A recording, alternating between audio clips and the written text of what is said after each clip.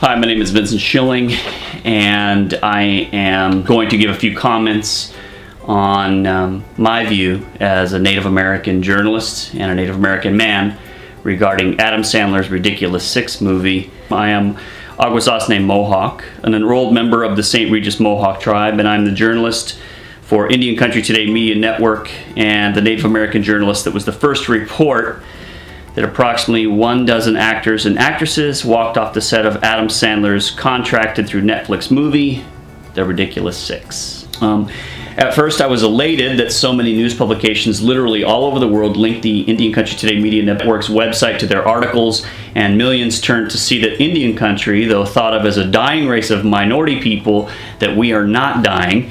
We are vibrant, we are proud and vibrant people. It was a whirlwind in this week as I received no sleep, found myself as well as the actors involved in interviews by National Public Radio, CBC in Canada, CNN, MSNBC, etc., etc., etc. A few days after the storm of the internet and media has begun to fade, I am left with a few thoughts that I would like to share with the world, with Adam Sandler, with Indian Country, and anyone else who may or may not understand what happened or why it happened. I also hope to address a few of the comments and questions I have received over the past few days as well. So first I'd like to mention the response from Netflix. As soon as the article hit, a Netflix spokesperson released a statement which said the following, and I'm quoting Netflix. "The movie has ridiculous in the title for a reason, because it is ridiculous. It is a broad satire of Western movies and the stereotypes they popularized, featuring a diverse cast that is not only part of, but in on the joke," the company spokesperson said. Okay, Netflix, I get it. I really do, except for one thing. You say Native people were in on the joke. Yet the cultural advisor, who constantly expressed his concerns for disrespect paid to the Apache people, who himself is Apache, was continually rebuffed and even ignored. He was the first to walk up the set and the actors followed. Let me put it this way. If someone is telling a racially charged joke about a Native American to a friend, and a Native American overhears that joke, is the Native American in on the joke, or are they just the butt of the joke? Statistically, our Native women are sexually assaulted at the highest rate of any other ethnicity, and these statistics are highest in assaults by non-Native offenders. Presently, there are also well over 1,200 missing and murdered Indigenous women in Canada. This definitely does not receive the news coverage it should, but an Adam Sandler movie does.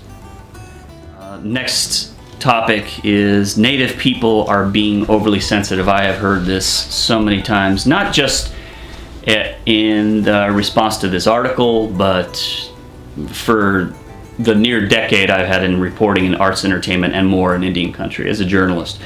In this maelstrom of activity, I have heard countless comments about how Native people have no sense of humor, are simpletons and savages and just need to get over it.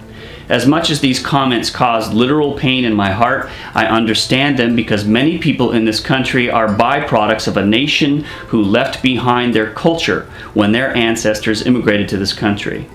If they were to acknowledge my culture, they would be faced with the fact that they have lost their own. If they tell Native people to get over it, it is in my view and my opinion, they are telling themselves it is okay that they have forgotten their own ancestry. But since when, in any culture, in any upbringing, or any spiritual teachings have we been taught not to respect the beliefs and ideals of others? Why can't people accept the fact that we are hurt? Why can't people acknowledge our griefs and sadnesses as real and just give us what we have been asking for generations? All we have ever wanted was respect for our beliefs. That's it.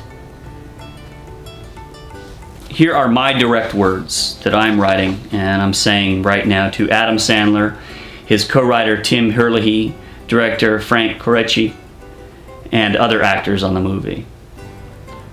Hello, Adam.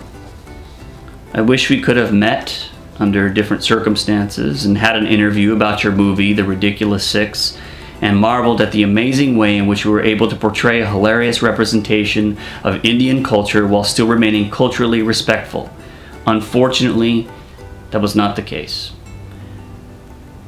Adam, I sincerely have loved some of your movies, and thanks so much for making me laugh. But I wish you could work for change in Hollywood. For some reason, our world has forgotten how to say, I'm sorry. I'm sorry, I made a mistake, and I'd like to try to make things right. I was making fun of people in a way that I thought was funny, but when I saw the looks on the faces of our Native elders, Native women and more, and when I learned about the high rates of assault against Native women, when I learned that the high rates of Native teen suicide due to racism was so high, I realized I had misjudged my approach. What's wrong with saying that, Adam? What's wrong with saying I made a mistake? Adam, do you realize how seldom we in Indian country hear such things? Do you know how seldom we hear apologies for mistakes? We are not an unforgiving people. But believe me when I say we as Native people will not allow disrespect of our women. We will not allow disrespect of our elders or disrespect of our children and culture. Thanks to everyone for listening. I sincerely hope you consider my words. I'm not a savage. I'm not a simpleton.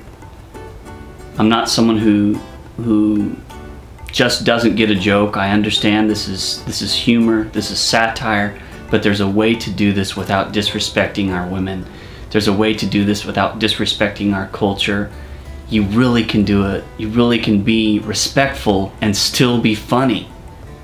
I am a man that loves my family, that loves my beautiful wife Dolores, that respects my elders, and who constantly fights to have what is right in this world. I am not a Hollywood Indian. I am Vincent Schilling. My native name is Jogulis, which means Black Raven. I was given the name by my grandmother, my Dota. I'm Akwesasne Mohawk. Thanks to everyone for taking a few minutes to listen to my words. Blessings and love. Ona.